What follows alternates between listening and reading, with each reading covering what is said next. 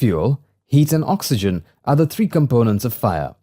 Fuel refers to any combustible solid, liquid or gas. Heat refers to energy capable of starting combustion.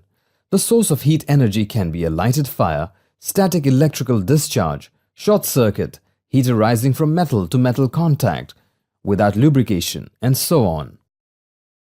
Oxygen is present in the atmosphere and its percentage is 21%. The fire does not spread when any one of these three components is absent. Ignition phase.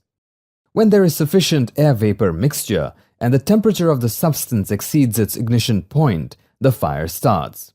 This fire can be due to an external heat source, autoignition, or spontaneous ignition.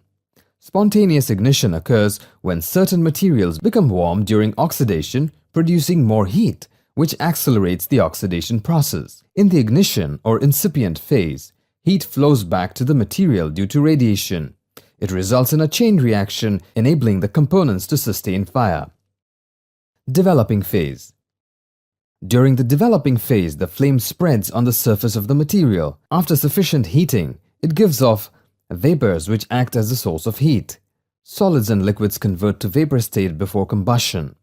In case of flammable gases, there is a high risk of explosion because the combustion process takes place at an extremely fast rate. The burning speed depends on the rate at which the heat source gives off the vapors and its combustibility. Petrol has a very high surface burning speed, while wood has a low surface burning speed. Absolute fire phase. In this phase, the heat spread on the surface of the material penetrates into the depth of the solid or liquid. Intense flammable vapor will be generated at this stage. Burning out phase. The fire continues to burn until it consumes most of the vapor. In the burning out phase, most of the fuel gradually burns out and the fire dies thereafter. The base of a fire tetrahedron represents the fourth component in a fire triangle.